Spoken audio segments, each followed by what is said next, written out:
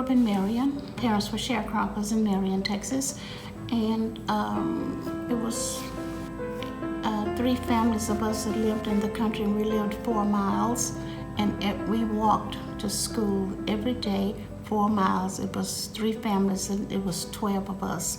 We walked 4 miles to school, and we walked back 4 miles in the evening. And we were all of us was in one small classroom. Even the little kids, all of the children were in the same classroom with the same teacher for several years. So were you guys learning all the same material, or did she go to each group? We would just be quiet, and she would go teach the little ones, and she would give us something to do.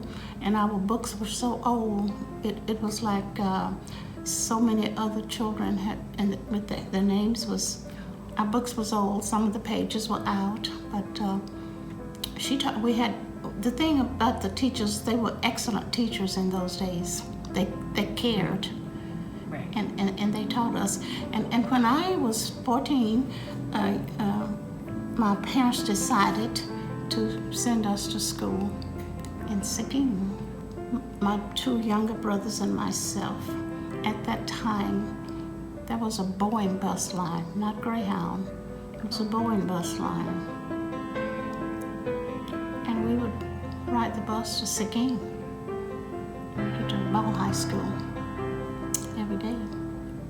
When we get on the bus in Marion, the bus driver would say to us, "You all can ride up here with me until we get to the railroad track in McQueenie.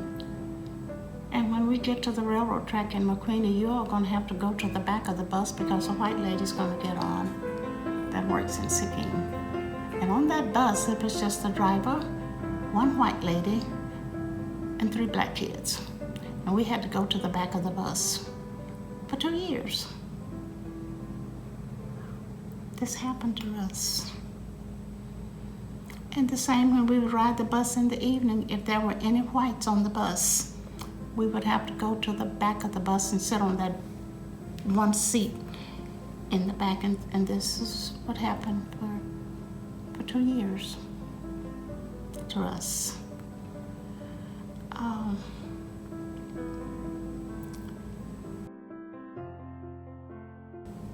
There was a restaurant in Seguin.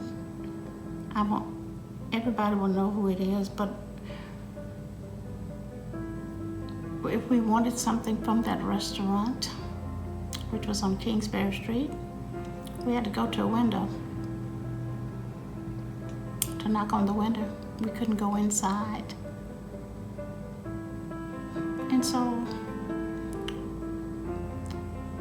one of the grandsons became friends of mine, and he asked me, he says, "Why don't you come to my restaurant?"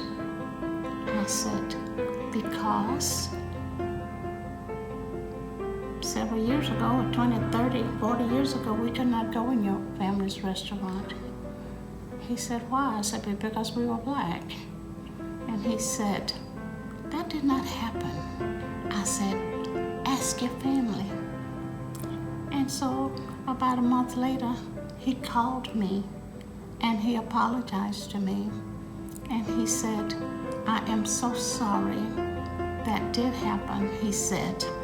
"But my wife and I, we're not like that." And I said to him, I said, "But your family is still working in your restaurant." And to this day, I won't go to that restaurant. Because of the way Those are just some things that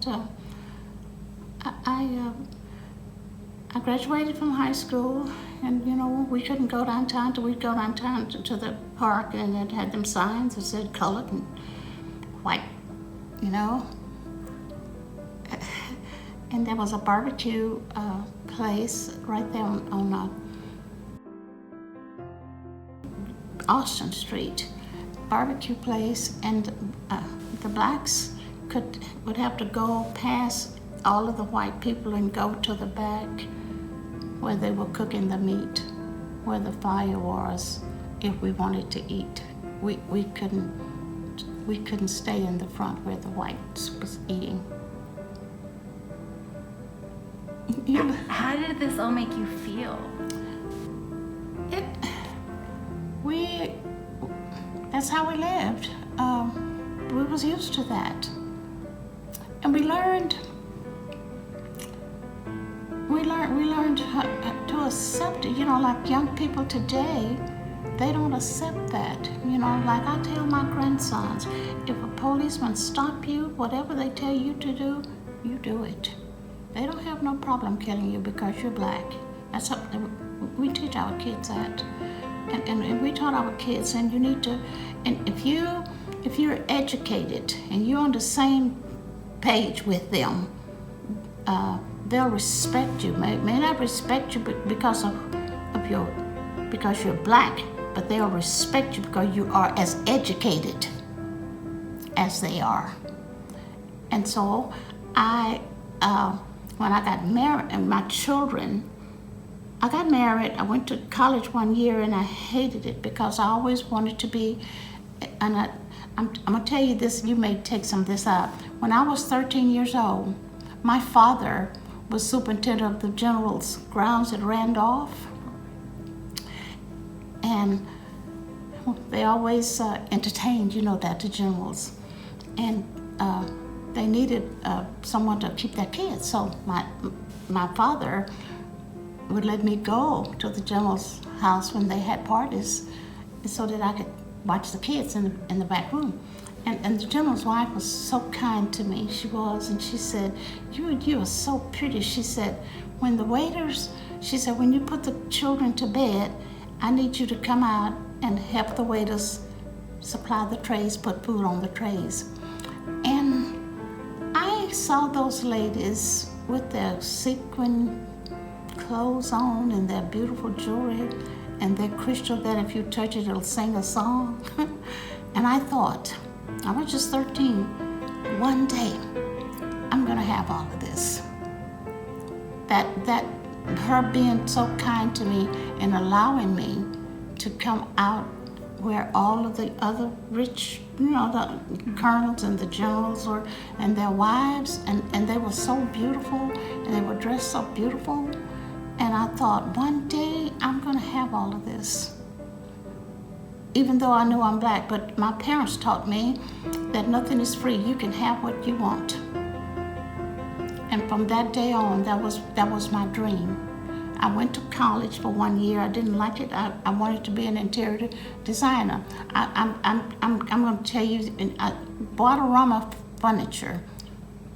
When I built my first home, Guadarrama Instruction. You know where that furniture store is behind Dollar General? That used to be a furniture store. The Guadarramas. They built my first home. So when he opened that furniture store, he asked me to work for him. And so that's exactly where I needed to be. And I started going to Dallas with them to buy furniture. But one day, you don't have to call no name. Are you from Seguin? Yeah. When they built Economy Furniture, what used to be where the police put it, the owner came over to this store and he started asking me questions about different furniture just to see if I knew what I was talking about, but I had already started going to school. And he said to me, I'm building a furniture store. I said, yes, I know. He said, how would you like to work for me? I said, I would love it. He said, but you're going to have to go to school. I said, I don't have no problem going to school.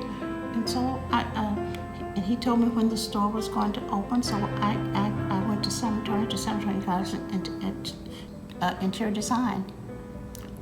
And they hired me. The only black woman in Seguin that had ever been in this position on a floor with Hispanics and white men, the only woman. And God had been so good to me. I got an award from Ebony and the NAACP for being in the top 10 in the nation for selling furniture. I would deliver in excess of $600,000 in furniture every year. And so the owners would only allow me to wait on their customers. And then this is, for that job, well, that lady, that general's wife, allowed me to see them as they dressed, and see. And so one day the owner told me, he said, he said, there's another woman in Seguin that you make as much money as she. And I said, who is that? He said, Beth Pate. You know who she is? They used to own Pate floors. Okay. And so this is how the Lord has blessed me. Even in the furniture store, one day, I was next up for the customers, and it was a family from Gonzales. It was a grandfather and a mother and a father, and then the couple that was getting married. And so they said I had a customer at the top of the stairs. So I met them. And so the older man, the older grandfather, he said, oh, look what we have here. We got a maid here that can babysit our kids while we shop. So I said, I'm sorry.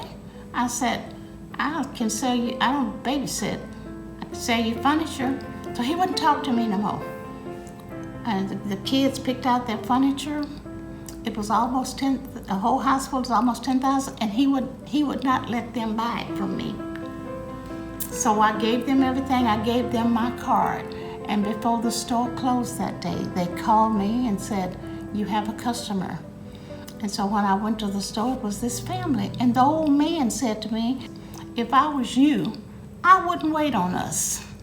He said, I was so ugly to you, and I'm sorry. I said, sir, I get paid to sell furniture. Can I help you? And they said, well, we would like to buy the furniture. So they spent $10,000. These are just some things, that I had to, that we still live with. We still do.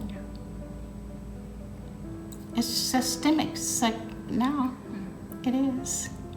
It's bad. Especially for black men. My brother was here, and he's a heart transplant. He's passed on in his car. He would drive his car down Court Street, and they would always stop him.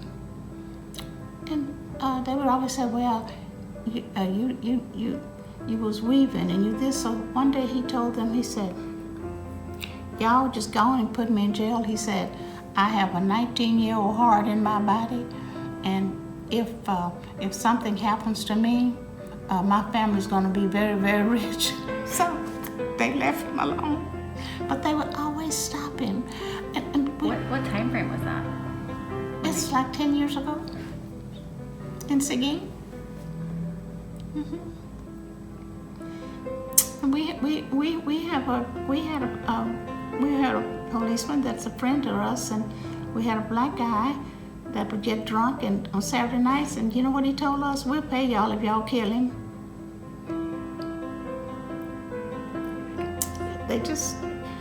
So we've had them at the NAACP meeting, police chief. They're getting better, but it's systemic racism now. You know that. Mm-hmm. It's bad. Yeah. But we've lived with it, so it's just something that we live with it. Uh-huh. As long as we don't violate the rules, and the thing about it, that's how we want our kids off the streets and don't be breaking people's windows and starting fires and things like that. That's not good. We don't believe in that. We are nonviolent. So we're like Dr. King. We don't believe in that. It's because it's not going to help. Yeah. When they marched, back in June here, July, well, the guy that broke the Starkest windows, he was white. He didn't even live in Seguin. They finally got him. And when they march now, the Antifa and the white supremacists, they get in that with them, and they do a lot of this. Blend in and do damage. 1945. 1945. It was a Boeing bus, not the Greyhound, that we rode for 2 years. And every day, the white lady and McQueen at the railroad track would get on the bus, and it would just be 5 of us on the bus. We had to go to the back And it's so strange to me to think like you had to move because one person got on the bus. Just like Rosa Parks did that day. You know, she said she was tired, her feet were hurting, and she just didn't want to move. You know, sometimes, but our parents taught us don't do anything to get in trouble. Right. Because back then, if they put you in jail, they probably would hang us. Because, you know, they did hang black people. They had a hanging tree in Seguin. Where was that? They did. You don't have to, they did have a hanging tree in Seguin. Where was that located? On River Street. On River Street? I wish more blacks that lived in Seguin would come and talk about it. You see, I grew up in Marion, but we have blacks here that lived it too. Yeah. And they need to come forward. If I know they won't do it, but It would be nice if they did. it would. But I doubt if they would. But they won't. But because we do the Martin Luther King celebration every year, it has really helped because the entire community supports us. The entire community, because the mayor is there, the commissioners, Judith Zaffarini comes. You know, all of the officials come to our banquet, and it's they've always supported us. Right now, we don't.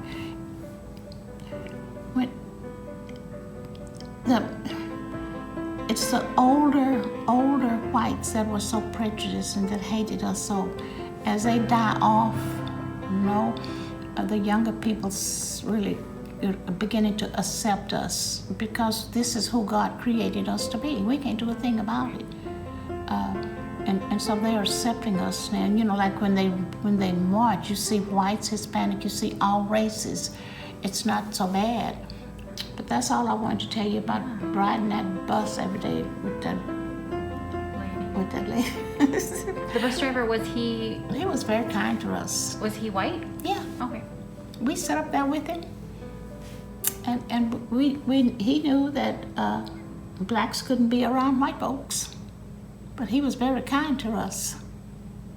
You know, he did not want us to get in trouble. He didn't want to get in trouble because she would have reported it. And gotten him fired. He would have lost his job.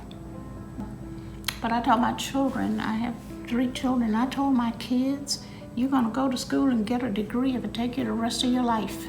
Because if you're educated, you're on the same page with them. And they'll respect you for your knowledge. Yeah, there was, we had a panel Saturday, a couple Saturdays ago. It was about race. And one woman, Bernadette Buchanan, I don't know if you've heard of Miss Bernadette. I know her. Okay, so she had a story and she said that she was pregnant. They wouldn't give her like the greatest medical care until they found out she was educated. Then things turned around for her, and that goes to what you're saying, like you get more respect if you're educated. Right. We had a doctor, Dr. Davis, but we couldn't go to the hospital. When I grew up, we didn't have doctors. There was no such thing as a black person going to a hospital when I was a child. Wow. I don't ever remember going to a doctor. Why was that? Because they wouldn't wait on black people. They wouldn't wait on black people. We had a doctor, when my first child was born, there was a doctor here that was called Dr. Davis. And he would come to the house.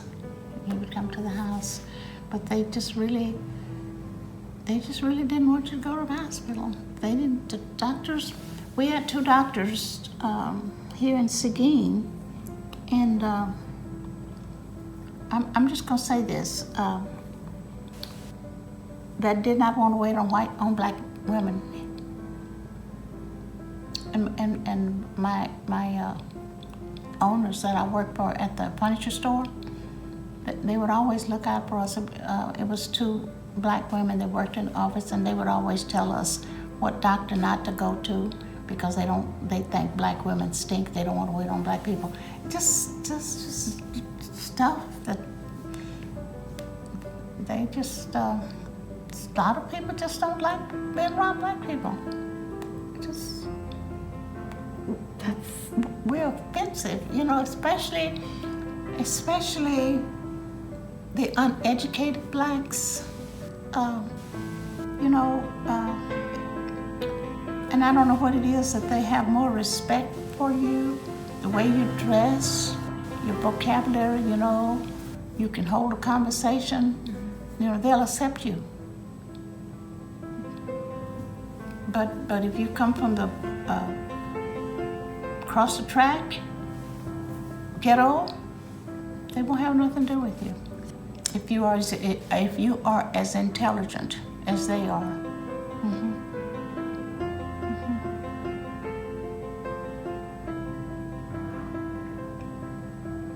I'm like your grandkids, where I'm like, oh my God, this is really happening? Oh my goodness.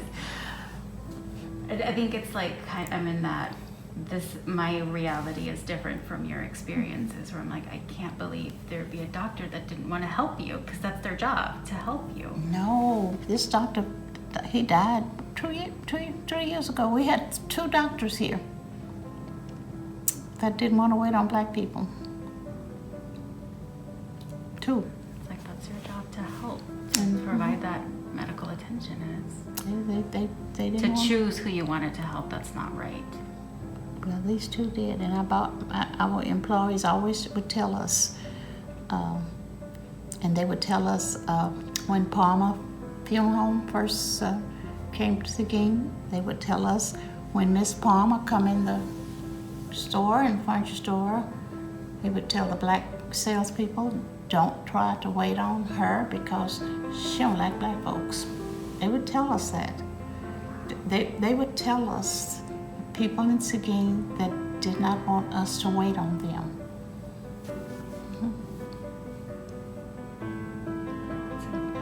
I know. That's what my son said. Mama, you need to share some of this stuff. Young people a lot of people don't believe this. Well, it's just hard to like imagine seeing that, like somebody be like, no, I don't, go away. Like it's just.